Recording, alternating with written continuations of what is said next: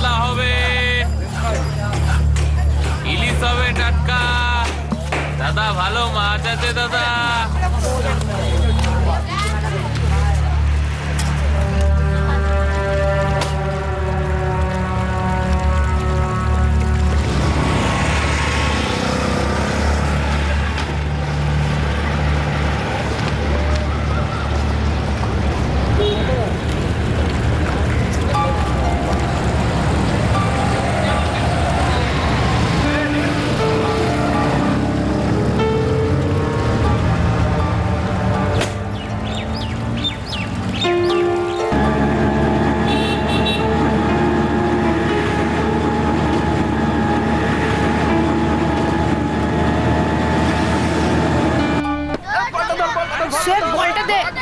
বলটা দে, আরে তাড়াতাড়ি দে। আরে স্লো মোশনে দৌড়াচ্ছিস কেন? তাড়াতাড়ি দে।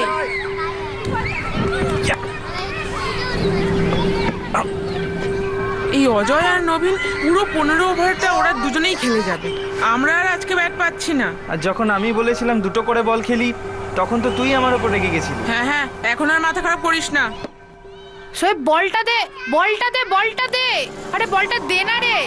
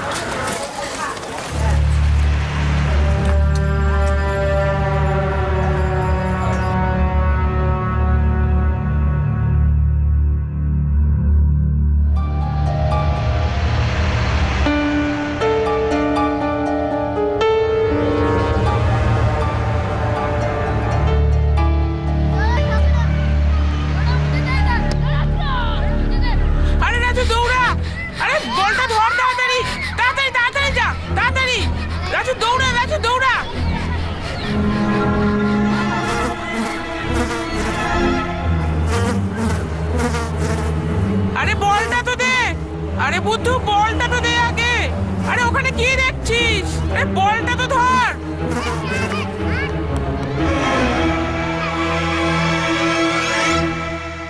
ভূষণবাড়ি ময়দানে লাশের টুকরো পাওয়া গেছে। লোকাল পুলিশ স্টেশনে এই অনুরোধ করা হচ্ছে, ওখানে গিয়ে অনুসন্ধান করুন। ওভার।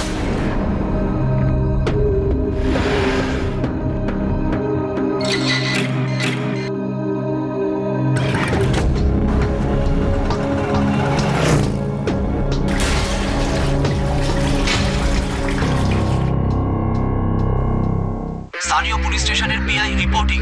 আমি মুকেশ যোশী বলছি, ভূষণবাড়ি থেকে।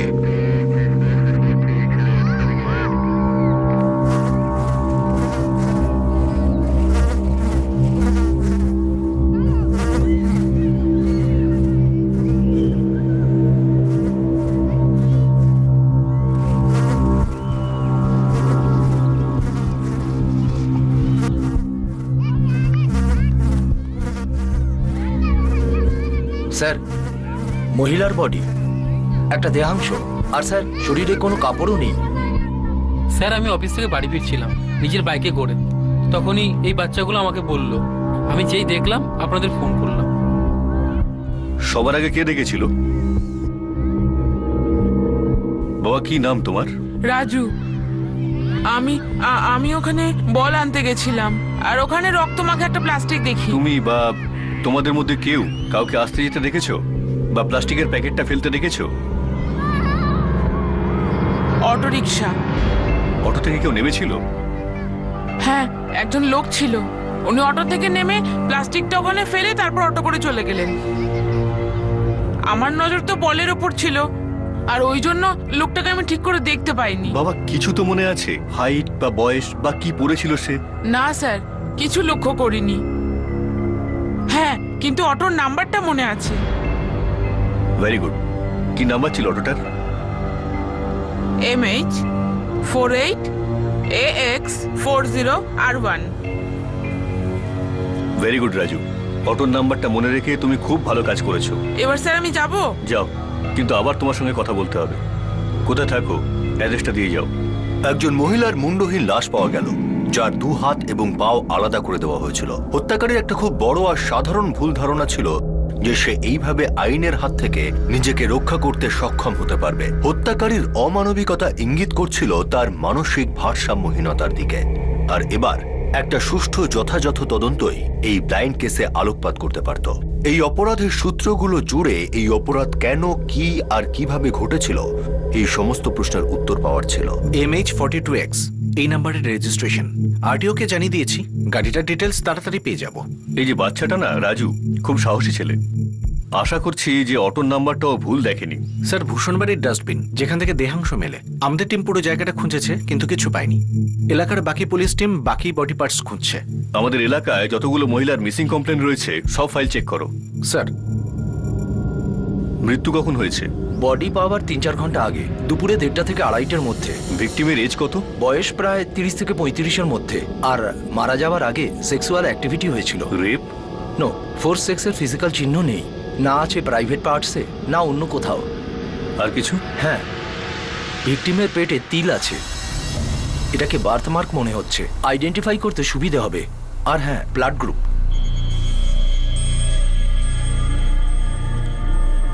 ভিকটিমের blood group A positive. Bibek, Rajesh khichuri বানিয়েছে, একটু খেয়ে নে, ভালো লাগবে। না ভাই, তুই খেয়ে নে।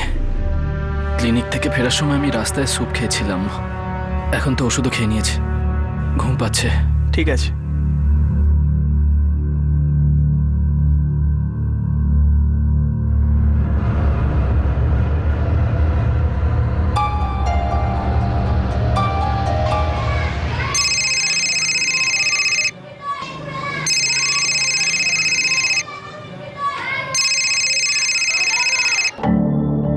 আরে দেখো তো কার ফোন এসেছে।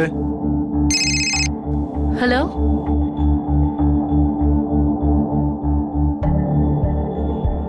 পুলিশ। পুলিশ?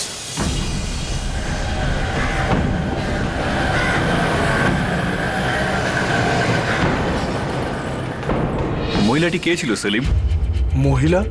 কোন মহিলা স্যার? যাকে তুই মার্ডার করেছিস সেই মহিলা। মার্ডার? কি বলছেন স্যার? আমি কাউকে মার্ডার টার্ডার করিনি স্যার। মার্ডার করেছিস সেলিম, তারপর তার মাথা, হাত আর পা কেটে আলাদা করেছিস। ওই কাটা অংশগুলো কোথায়? কি বলছেন স্যার? স্যার, আমি কিছুই বুঝতে পারছি না স্যার। এটাই ছিল স্যার।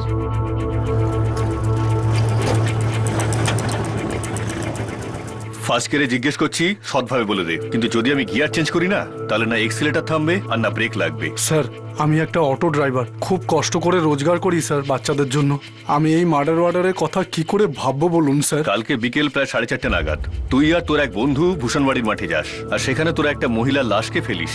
এ কি বলছেন স্যার? সেই লাশটার মাথা, দুটো হাত আর দুটো পা কেটে আলাদা করে ফেলেছিস। না স্যার, না। ওই কাটা অংশগুলো কোথায় ফেলেছিস বলে ফেল। চল, তোর মিটার ডাউন হয়েছে কিন্তু।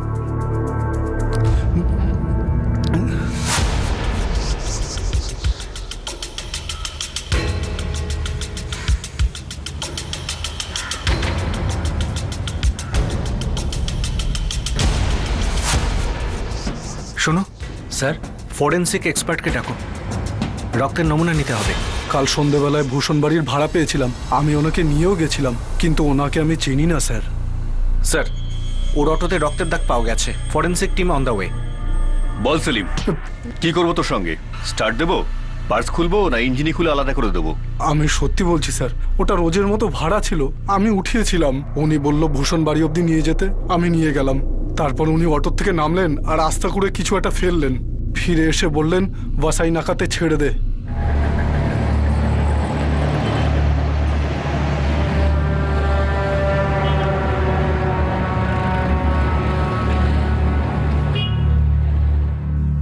নাম কি ওর? কোথায় থাকে? ওসব জানি না স্যার, দিনে 25টা করে ভাড়া খাটি, আজ অবধি কারোর নাম জিজ্ঞাসা করিনি স্যার। সেলিম, এটা কোনো সাধারণ ভাড়া ছিল না। তোর অটোতে একটা মহিলার বডি পার্সেল হয়েছে, সেটাকে আবর্জনায় ফেলা হয়েছে। এখন তুই বল, মার্ডার কিভাবে হয়েছে আর কোথায় হয়েছে? ওই মহিলার নাম কি আর সেই লোকটার নাম কি? আমি কিচ্ছু জানি না স্যার, ও আমার জন্য একটা শুধু ভাড়া ছিল, উনি হাত দেখালেন, আমি থামিয়ে দিলাম। তারপর ওনার সাথে আর কোনো কথা হয়নি স্যার। কোথা থেকে উঠেছিল? ওয়াসাই তালাবের পাশেই।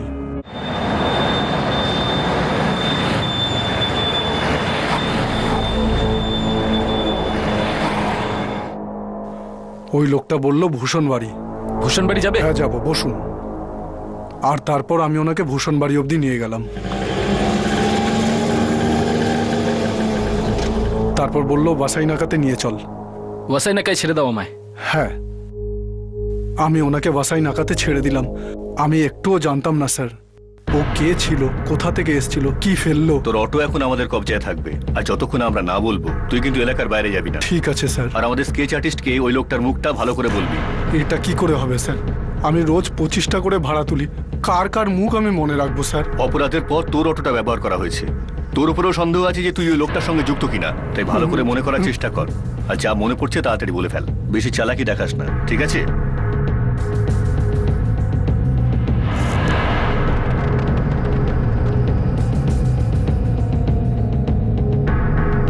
স্যার, আমার মনে হয় না এটা ওই লোক যাকে আপনারা খুঁজছেন। স্যার, আমার যাদের যাদের মনে ছিল আমি বললাম স্যার, কিন্তু দিব্যি করে বলছি ওই লোকটার মুখ আমার মনেই নেই স্যার। আমাদের খোঁচরদের বলো ওয়াসাইতলা আর ওয়াসাই নাকা মিলিয়ে এই লোকটার খবরাখবর নিতে। যদিও আমার মনে হয় না এই লোকটা এই এলাকার।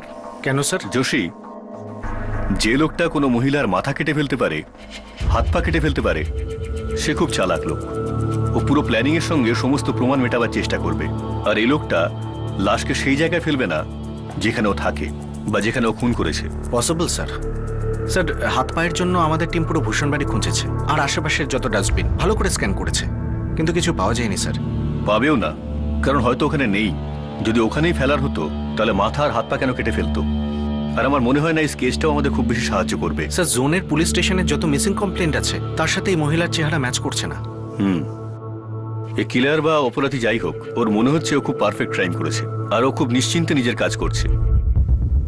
এই শোনো, এই 3টে অর্ডারের ডেলিভারি আজকেই যেন হয়ে যায়, যত টাইম লাগে লাগুক। স্যার, এখন অব্দি তো ফ্যাক্টরি থেকেই মাল ডেলিভারি হয়নি, এবারে মনে হয় অনেক লেট হয়ে যাবে। হতে দাও, 2টো ডেলিভারি এখনো পেন্ডিং, আর এই সপ্তাহে কম করে 1 ডজন নতুন অর্ডার আসতে চলেছে। হ্যাঁ স্যার, জানি। স্যার, আপনি একবার ফ্যাক্টরিতে ফোন করুন না, আসলে আজকাল মালের ডেলিভারি খুব লেট হচ্ছে। করছে ফোন। যে ব্লাড স্যাম্পল আমরা অটোরিকশা থেকে কালেক্ট করেছিলাম, ওই ব্লাড গ্রুপটা দেহাংশের ব্লাড গ্রুপের সঙ্গে ম্যাচ করছে। এ পজিটিভ? আগে হ্যাঁ, এ পজিটিভ। দুদিন আগে একটা ডাম্পিং গ্রাউন্ড থেকে মুন্ডহীন, হাত পা বিহীন একটা ফিমেল বডি পাওয়া যায়। পোস্টমর্টেম থেকে জানা যায় যে মহিলার বয়স 30 বছরের আশেপাশে ছিল।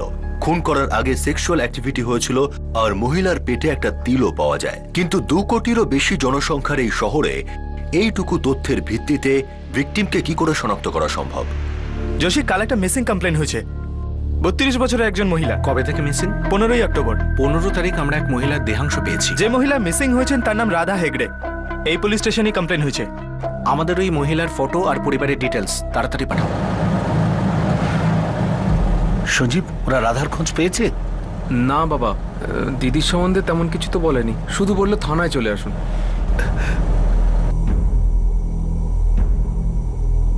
পূজা, মা চলে আসবে। কিন্তু দিদা, মা কোথায়? 3 দিন ধরে বাড়ি আসেনি, ফোনও করেনি। মা কখনো এরকম করে না। কোনো কাজে আটকে গেছে। মামা আর দাদু ওকে ঠিক নিয়ে আসবে। স্যার, আমার মেয়ে কোথায়? অরবিন্দবাবু, আমি এখনো শিওর নই। কিন্তু স্যার, আপনি আমাদের এখানে ডেকেছেন, আর্জেন্ট বললেন, কেন? রাধা বাড়ি থেকে বেরিয়েছিল কবে? স্যার, রাধা দিদি আমাদের সঙ্গে থাকতো না, ওর নিজস্ব ফ্ল্যাট ছিল, ওখানে ওর মেয়ে পূজার সঙ্গে থাকতো। 15 তারিখ সকালে দিদি রোজকার মতোই কাজে বেরিয়েছিল। স্যার, রোজ আমার মেয়ে রাধা আমার নাতনি পূজাকে স্কুলে ড্রপ করে তারপর কাজে যায়, আর স্কুলের পরে পূজা আমাদের বাড়িতে চলে আসে, খাওয়া দাওয়া করে হোমওয়ার্কটা করে নেয়, আর সন্ধে রাধা কাজ ফেরত ওকে নিজেদের বাড়িতে নিয়ে যায়। কিন্তু স্যার, 15 তারিখে দিদি অফিস থেকে বাড়িতে ফেরেইনি। আমরা কল করেছিলাম তো ফোন সুইচ অফ বলছিল। কোথায় সার্ভিস করেন? ইন্টেরিয়ার ডেকোরেটর আমার মেয়ে, ইন্টেরিয়ার ডিজাইনারের অফিসে কাজ করে। স্যার, আপনারা প্রশ্নের পর প্রশ্ন করে যাচ্ছেন, কিন্তু আমাদের প্রশ্নের উত্তর দিচ্ছেন না। আপনারা কি জানতে পেরেছেন স্যার? দেখুন, যেমন আমি বললাম যে আমরা এখনো শিওর নই, কিন্তু আমরা কিছু পেয়েছি।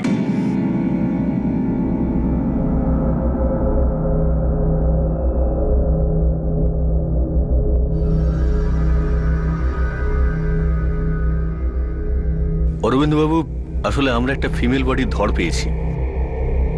এটার হাত, মাথা আর পা কেটে আলাদা করা হয়েছে। কিন্তু কিন্তু আপনারা এটা কি করে বলতে পারেন যে এটাই আমাদের রাধা? দেখুন, আপনি মিসিং কমপ্লেনে রাধার ব্যাপারে যে ডিটেলস দিয়েছেন সেই ডিটেলস এর সঙ্গে ম্যাচ করে। আপনি কি দেখে একবার বলতে পারবেন যে এই ধরটা রাধার নাকি?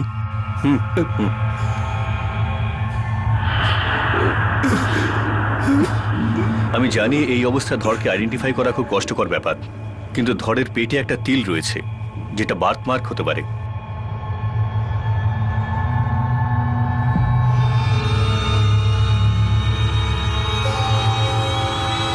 টাটা মা। বাই দাদু, বাই দিদা। বাই। আচ্ছা মা, আমি আসছি। এসো। চলো।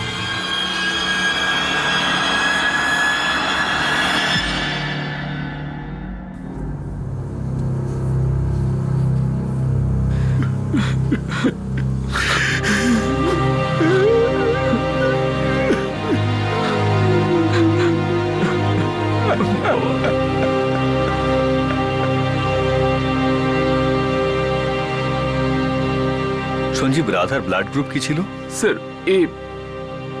এ পজিটিভ। আর স্যার এটা আমার দিদির এটা জন্মচিহ্ন ছিল। কিন্তু স্যার এটা কে করলো? দিদির মাথা কোথায়? শরীরের বাকি অংশ কোথায়?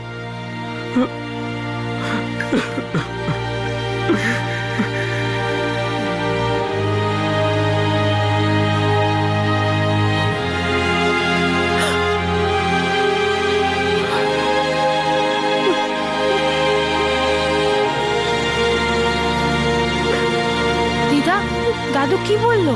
মাকে পাওয়া গেছে? দিদা বলো না, দিদা বলো না, মাকে পাওয়া গেছে?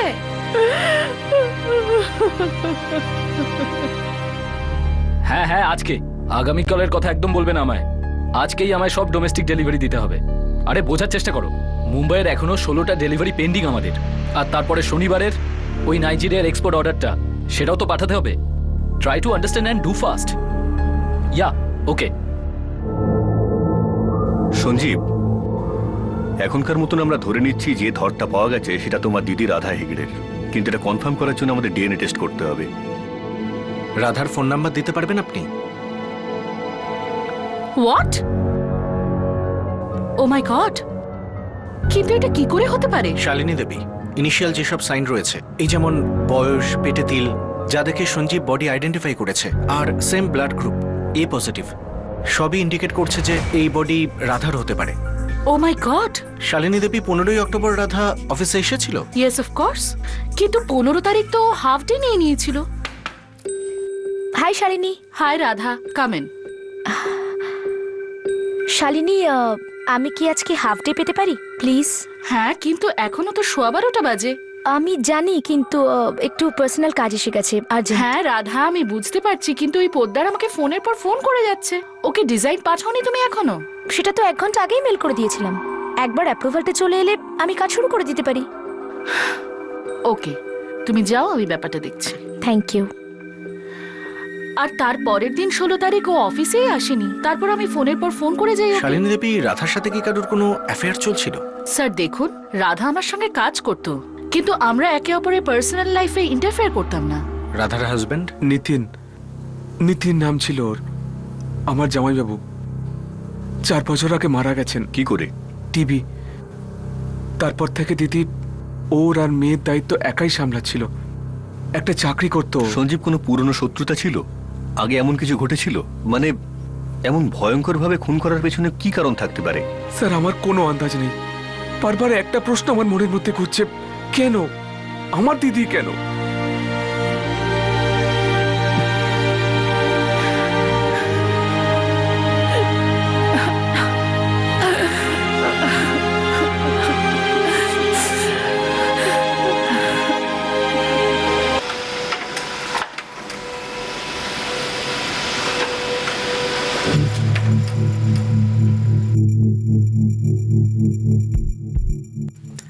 স্যার রাধার ফোন রেকর্ডস থেকে জানা যাচ্ছে যে 15ই অক্টোবর ও রুইনগরেই ছিল, যেখানে ওর ফোন সুইচ অফ হয়। যোশী, যে লোকটা সেলিমের অটো নিয়েছিল তাকে যদি আমরা খুনি ধরি তাহলে সে ওয়াসাইতলা থেকে অটো নিয়েছিল। স্যার ওসাই থেকে রুইনগর 15 মিনিটের হাঁটা পথ।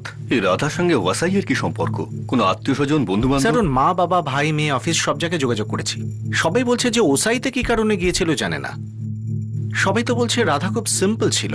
এরকম তো কোথাও লেখা নেই যোশী যে যে সিম্পল থাকে সে কোনো গোপন কথা লুকিয়ে রাখে না। একটা কাজ করো, এই রাধার লাস্ট 6 মাসের কল রেকর্ড চেক করো। আর হ্যাঁ যোশী, ডিএনএ ম্যাচিং এর কি হলো? স্যার ওর বাবা মা ব্লাড স্যাম্পলিং এর জন্য গেছে, কয়েকদিন সময় লাগবে। কিন্তু তার আগে এই ওয়াসাইওয়ালা রহস্যটা উদ্ঘাটন করতে হবে। যদি দেখা গেল ডিএনএ ম্যাচ করলো না, আর এই ধরটা যদি অন্য কোনো মহিলার হয়, তাহলে আমাদের ইনভেস্টিগেশনের না মাথা থাকবে না পা।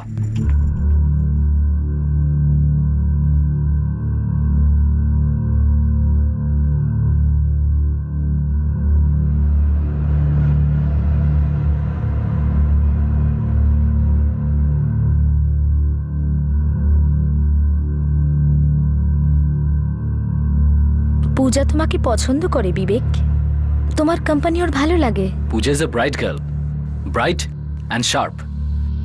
আজকালকার বাচ্চারা না।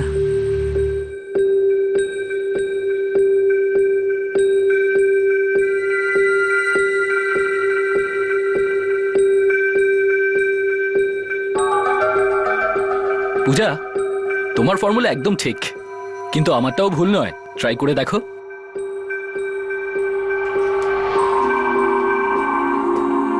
ও মাই গড, আমি কিভাবে কিভাবে ঘুরে মরছিলাম খালি। এত সোজা সলিউশন এটা। I told you. অ্যাকচুয়ালি ম্যাথসের বিউটি এটা।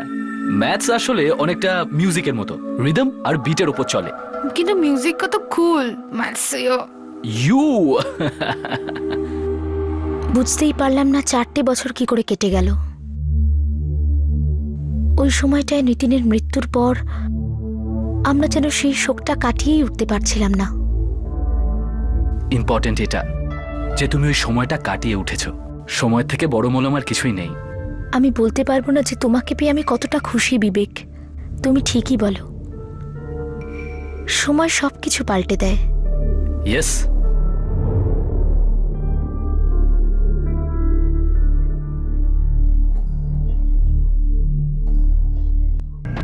স্যার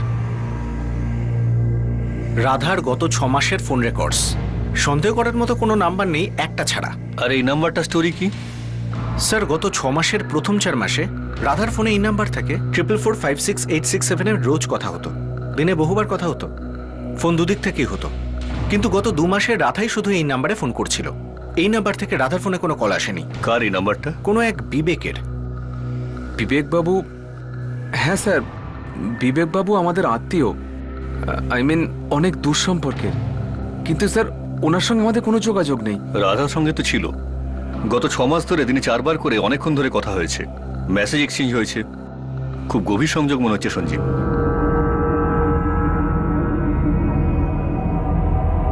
কি হয়েছে? পুলিশ বলছিল যে রাধা দিদি আর বিবেকবাবুর মধ্যে কিছু একটা ছিল। বিবেক ব্যাঙ্গালোরের ওই পার্বতী ছেলে? হ্যাঁ, ও অনেকদিন ধরেই মুম্বাইতে চাকরি করছে। আমাদের সঙ্গে তো কোনো যোগাযোগই ছিল না। রাধা দিদির সঙ্গে অনেক কথা হতো ওর, এই কথাই বলছিল ইন্সপেক্টর।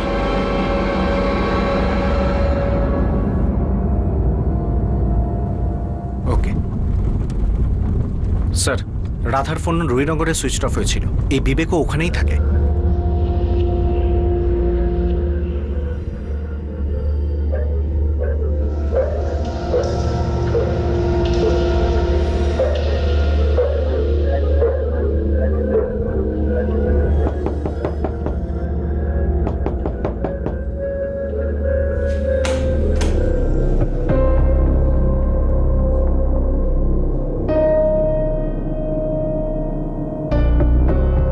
কি বললো ডক্টর?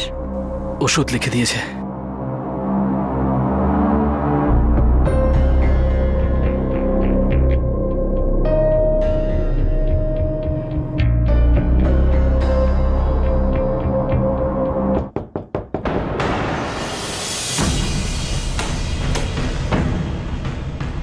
বিবেক রাও, আগে আমাদের রুমমেটের নাম। হ্যাঁ স্যার। রাধা হেগড়েকে চেনো তো? হ্যাঁ স্যার চিনি। কি হয়েছে? মার্ডার, খুন হয়েছে। হোয়াট? কিভাবে, কবে? এক্ষুনি জানতে পারা যাবে, ভালো করে সার্চ করো।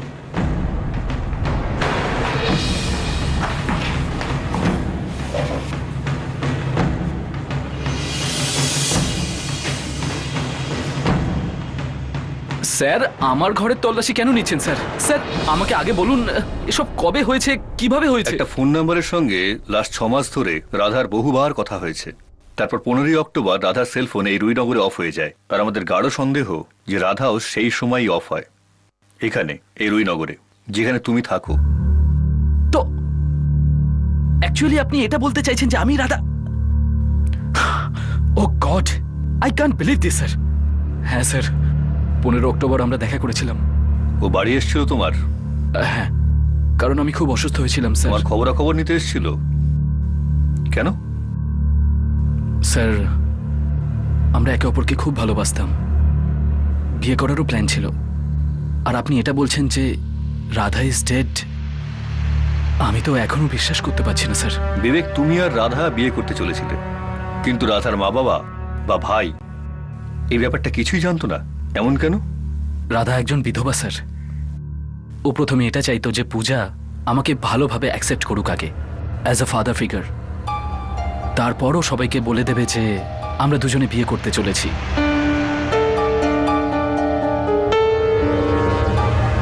হ্যাঁ, বিবেক আঙ্কেলকে তো আমি চিনি খুবই ভালোভাবে, আমাদের বাড়ি কতবার এসছে।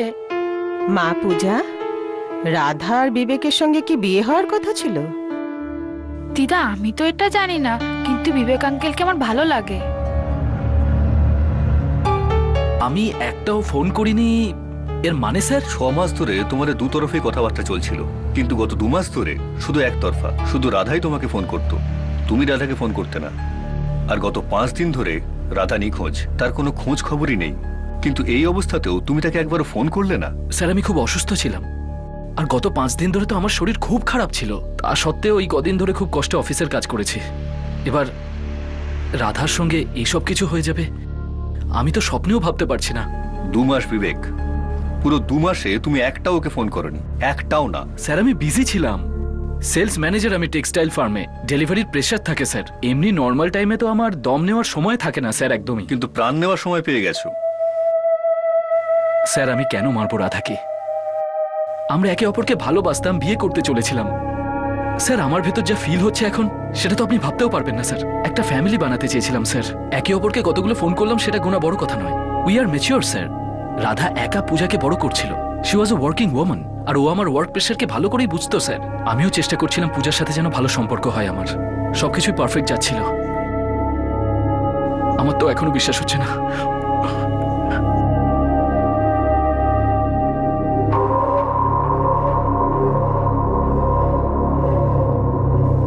সত্যি কথা বলবো স্যার, আমার ওই লোকটার মুখটা মনেই নেই, ঠিক করে দেখিনি স্যার, ক্ষমা করবেন। স্যার আমি দূর থেকে দেখেছিলাম, আর আমি ঠিক বলতে পারবো না উনি ছিলেন কিনা। যোশী, এই বিবেক রাওয়ের বিরুদ্ধে অ্যাকচুয়ালি আমাদের হাতে কোনো প্রমাণ নেই। শুধু এটুকু জানি যে ওর আর রাধার মধ্যে কোনো সম্পর্ক ছিল, যা সাক্ষী ওর মেয়ে পূজা, সে আবার খুব ছোট। ও এটা বলতে পারবে না যে বন্ধুত্ব ছিল না প্রেম ছিল, কি ছিল ওদের মধ্যে। স্যার রাধা ওর পরিবারের কাছে ব্যাপারটা লুকিয়েছিল, বিধবা মহিলা। তারপরে বিবেক ওর দূর সম্পর্কের আত্মীয়, কিন্তু অদ্ভুত ব্যাপার বিবেকের রুমমেটেরও এই ব্যাপারটা জানা ছিল না। রাজেশ আর নকুলের সাথে কথা হয়েছে, কিন্তু বিবেক তো জোর গলায় বলছে যে ওদের দুজনের মধ্যে প্রেম ছিল, দুজনে বিয়ে করতে চলেছিল। যোশী, কোনো অপরাধী এমন কোনো কথা জোর দিয়ে বলবে না যাতে সন্দেহ ওর দিকে আরো তীব্র হয়। স্যার আমরা ওই বাড়িটার প্রত্যেকটা কোণা খুঁজে দেখেছি, কোথাও কিছু পেলাম না। ভেবেছিলাম যে বডিটা যদি বাড়িতে কেটে থাকে, রক্তের দাগ তো বাড়িতে নিশ্চয়ই থাকবে, বা বাড়িটায় যদি রং করাতো, তেমন কিছু করায়নি। বাড়িটাকে রং করায়নি, কোথাও রক্তের দাগও চোখে পড়েনি। কিন্তু রাধার লাস্ট লোকেশন রুইনগর ছিল, যেখানে ওর ফোন সুইচ অফ হয়, আর বিবেকও ওখানেই থাকে। কিন্তু পরিষ্কার করে তো বলছে যে 15ই অক্টোবর রাধা ওর সঙ্গে দেখা করতে এসেছিল, না তো লোকাচ্ছে না মানা করছে। যোশী, আমার সন্দেহ হচ্ছে যে এই ধরটা আদৌ রাধার তো। স্যার পেটের ওই তিলই প্রমাণ, সেম এ পজিটিভ ব্লাড গ্রুপ। একবার ওই ডিএনএ রিপোর্টটা আসলেই হলো। কিন্তু 15ই অক্টোবর রাধা ওর সঙ্গে দেখা করতে এসেছিল, না তো লোকাচ্ছে না মানা করছে। যোশী, আমার সন্দেহ হচ্ছে যে এই ধরটা আদৌ রাধার তো। স্যার পেটের ওই তিলই প্রমাণ, সেম এ পজিটিভ ব্লাড গ্রুপ। একবার ওই ডিএনএ রিপোর্টটা আসলেই হলো।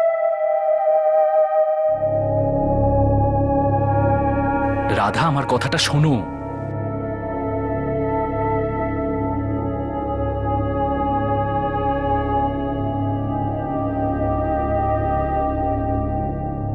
রাধা, আমি সত্যি বলছি, আমি বিজি ছিলাম।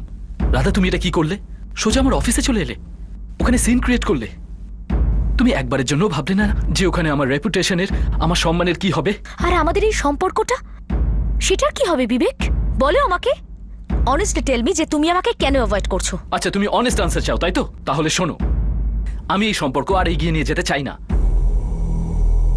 কি? কেন?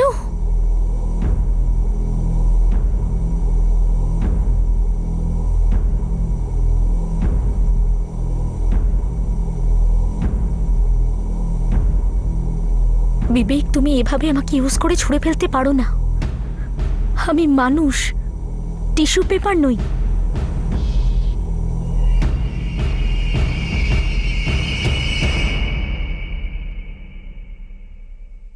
বিবেক বাবু যে ডক্টরের কাছে যান, তার কম্পাউন্ডার আমাকে বলেছে এই বিবেক বাবু না একটা সময় ভীষণ অসুস্থ ছিল।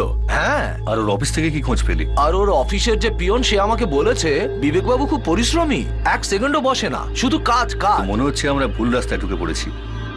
মনে হচ্ছে ধরটা অন্য কারুর, কিন্তু রাধাও তো মিসিং। এই বিবেক বাবু আর রাধা লাভার ছিল না? মানে বিয়ে করতে যাচ্ছিল? হ্যাঁ, বললো তো রাধারা বিয়ে করতে চলেছিল। স্যার, বিয়ে তো এখনো হচ্ছে। কি? এই বিবেক বাবু বিয়ে করছে ডিসেম্বরে। কার সঙ্গে? বিবেক রাও ওয়েটস জয়াপ্রভু, 16ই ডিসেম্বর, বেঙ্গালুরু। আসলে বিবেক বাবুর এক আত্মীয়র থেকে আমি কার্ড পেলাম।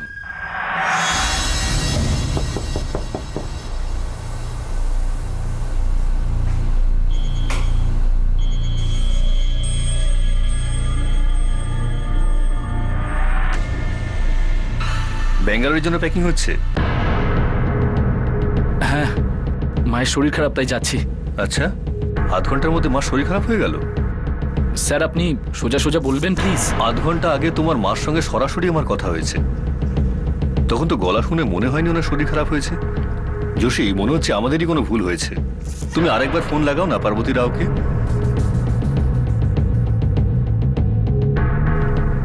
বিবেক রাও, বড় অদ্ভুত ব্যাপার। মানে একদিক থেকে তুমি প্রশংসারই যোগ্য যে এত ভয়ানক হত্যা করার পরেও কেউ এত নর্মাল থাকতে পারে। স্যার, আপনি এসব কি বলছেন আমি কিচ্ছু বুঝতে পারছি না। স্যার, মিসেস রাওয়ের শরীর একদম ঠিক। আর উনি জানেন না যে ওনার ছেলে ওনার সাথে দেখা করার জন্য বেঙ্গালুরু আসছে। তো আমি খুনি হয়ে গেলাম? যদি আমি আমার মাকে সারপ্রাইজ দেওয়ার জন্য যাই, তাহলে আমি খুনি। যেমন তোমার মা জানতেন না যে আজকে ডিনার তুমি ওনার সঙ্গে করতে চলেছো, তেমন রাধাও এ কথা জানতো না যে গত 8 মাস আগে তুমি অন্য কারোর সঙ্গে এনগেজমেন্ট করে রেখেছো, আর এই ডিসেম্বরে বিয়ে করতে চলেছো।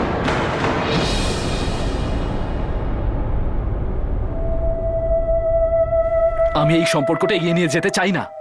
কি? কেন? কারণ আমি তোমাকে বিয়ে করতে চাই না রাধা। করতে চাও না? কারণ জানার অধিকার আছে আমার।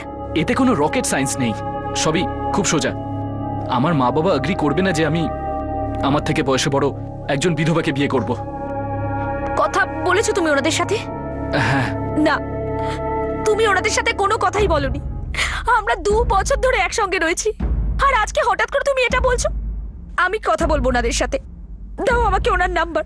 রাধা, আমার কথা শোনো। না, ওনাদের নাম্বার দাও, তোমার মায়ের নাম্বার দাও। রাধা, অফিসের মতো এখানে ড্রামা ক্রিয়েট করো না। আর আমি বলছি তো, ওদের সঙ্গে এই ব্যাপারে আমি কথা বলেছি, ওরা এই সম্পর্ক কখনোই মেনে নেবে না। প্লিজ বিবেক, তুমি আমাকে এইভাবে ইউজ করে ছুঁড়ে ফেলতে পারো না। আমি মানুষ, টিস্যু পেপার নই। রাধা, তুমি নিজেকে টিস্যু পেপার বলার জন্য আমার চোখে জল ভরে যাবে না। লাইফে কিছু জিনিস হঠাৎ করেই হয়, অ্যাকসেপ্ট করো, জীবনে এগো। যেভাবে তুমি এগিয়ে যাচ্ছ আর এক্সপেক্ট করছো যে আমি তোমার মিথ্যেটাকে চুপচাপ সহ্য করে নেব। আমি মিথ্যে কথা বলছি না রাধা। তাহলে জয়া কি সত্যি না মিথ্যে? কে জানে ও কোথা থেকে জানতে পেরে গেছিল আমার জয়ের সঙ্গে বিয়ে হওয়ার কথা। জানা অবধি ঠিকই ছিল, কিন্তু ও আমার বিয়ে ভেঙে দিতে চেয়েছিল। আমি না একটা কাজ করছি। আমি সোজা জয়াকে ফোন করে বলে দিচ্ছি, যে লোকটা তোমাকে বিয়ে করতে চলেছে সে গত 2 বছর ধরে আমার সাথে রিলেশনশিপে আছে। দেখো দেখো দেখো রাধা, এমন কিচ্ছু করো না প্লিজ। আমাদের মধ্যে যা কিছু ছিল ভালো ছিল, সুন্দর ছিল, ওটাকে নষ্ট করো না প্লিজ। সুন্দর তোমার জন্য ছিল বিবেক, আর সুন্দর ততক্ষণ ছিল যতক্ষণ তুমি আমাকে ইউজ করছিলে, আমার ইমোশনের সঙ্গে খেলা করছিলে, এমনকি আমার মেয়ে পূজার ইমোশনের সাথেও খেলেছো তুমি। দেখো রাধা প্লিজ, মাঝখানে পূজাকে এনো না। পূজার সঙ্গে আমার বন্ধুত্ব আসল, আর আমার সঙ্গে যে সম্পর্ক ছিল সেটা নকল ছিল। কেন করলে এমন বিবেক? আমার মধ্যে কি কম আছে যে তুমি আমাকে বিয়ে করবে বলে অন্য কারোর সাথে বিয়ে করছো? আমাকে ফিরিয়ে দিচ্ছ বিবেক। না না, এমন ব্যাপার না, আমার কথা বিশ্বাস করো। ভালো তো শুধু আমি তোমাকেই বাসি, তোমার সাথে আমার আগের মতোই সম্পর্ক থাকবে। ইনফ্যাক্ট তোমরা দুজন তো আমার জীবনেরই অংশ। আমাদের জীবনের অংশ বানিও না বিবেক, আমাদের জীবন বানাও তোমার, যেমন তুমি আমাদের জীবন। আমাদের ছেড়ে যেও না বিবেক, যেও না আমাদের ছেড়ে। নীতিরে চলে যাওয়ার পর আমি তো মরেই গেছিলাম, তুমি আমাকে বাঁচিয়েছিলে। এখন আমাকে মেরে ফেলো না বিবেক, ছেড়ে যেও না আমার। কখনোই ছাড়বো না তোমাকে, কখনো না।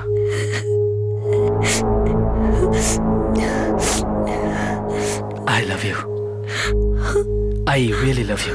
এবার এবার তুমি কাঁদা বন্ধ করো, একেবারে বন্ধ। আর একটা ভালোবেসে হাসো। আচ্ছা একটা কাজ করো, আমার জন্য গিজার অন করে দাও, জ্বরটা ছেড়ে যাচ্ছে, একটু ফ্রেশ হয়ে যাই, তারপর বাইরে ঘুরতে যাব। সত্যি?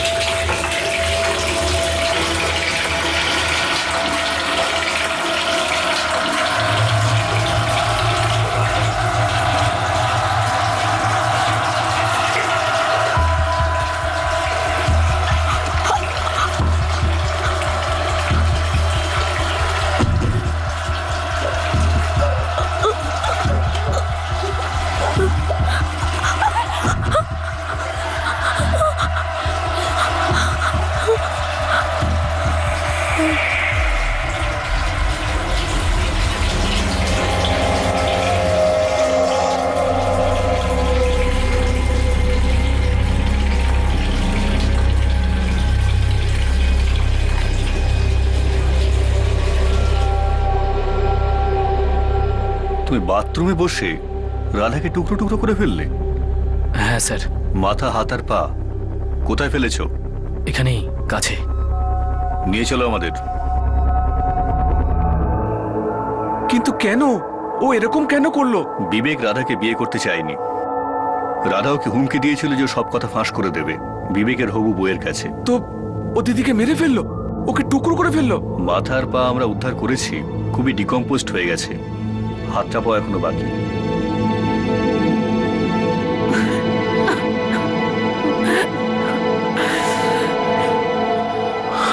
রাধার পরিবারের লোকেরা গভীর শক পায়, আর বিবেকের বন্ধু নকুল আর রাজেশও। ওরা বুঝতেই পারছে না যে খুনের সন্ধ্যা, রাত, পরের দিন, তারপরের সব দিন আর সব রাত ওদের বিবেকের সম্পর্কে কিছুই অসামঞ্জস্য মনে হয়নি। উদ্ধার হওয়া মাথা, দেহ আর পায়ের ডিএনএ রাধার পেরেন্টসের ডিএনএর সঙ্গে ম্যাচ করে গিয়েছে। ওই বডি পার্টস রাধা হেগড়েরই ছিল। এত ভয়ঙ্করভাবে একটা মার্ডার করার পরবর্তী সময়েও বিবেক তার জীবন নর্মাল ভাবেই কাটাতে শুরু করে, মন দিয়েই কাজ করতে থাকে। যেন কিছুই হয়নি। রাধা তার জীবনে ঘটতে থাকা এই প্রতারণা আর ইমোশনাল টানাপোড়েনকে নিজের ভিতরেই চেপে রেখে দেয়। আর সমাধান হিসাবে সে বিবেককে হুমকি দেয় যে সামনে যে বিয়ে হওয়ার কথা আছে তা ও ভেঙে দেবে যদি বিবেক ওদের সম্পর্ককে বরবাদ করে, যার ফলস্বরূপ বিবেক ওকে প্রাণে মেরে ফেলল। রাধা আর বিবেকের এই অশান্তি শুধুমাত্র ওদের মধ্যেই সীমিত ছিল, এমনকি ওদের সবচেয়ে কাছের লোকেরাও এই বিষয়ে কিচ্ছু জানতো না। আর হয়তো এই খুন সম্পর্কেও গোটা দুনিয়া অন্ধকারই থেকে যেত। কিন্তু ক্রাইম নেভার পেজ, আর পারফেক্ট ক্রাইম সে তো কখনো হতেই পারে না। রাধার পরিবারের লোকেরা যদি এই সম্পর্কের বিষয়ে জানতো তাহলে হয়তো হস্তক্ষেপ করতে পারত।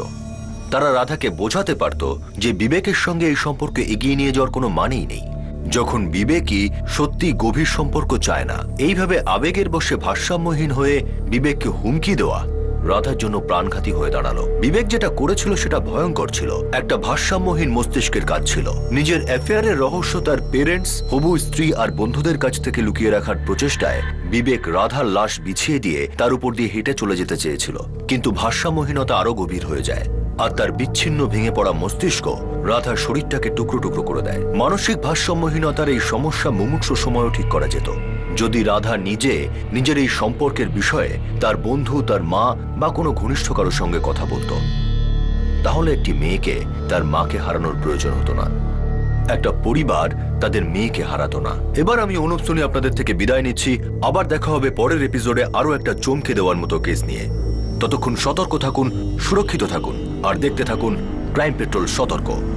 শিক্ষা একজনকে আর জ্ঞান আমাদের সবার। জয় Hind. For more updates, subscribe to our channel, click the show links and enjoy watching the videos.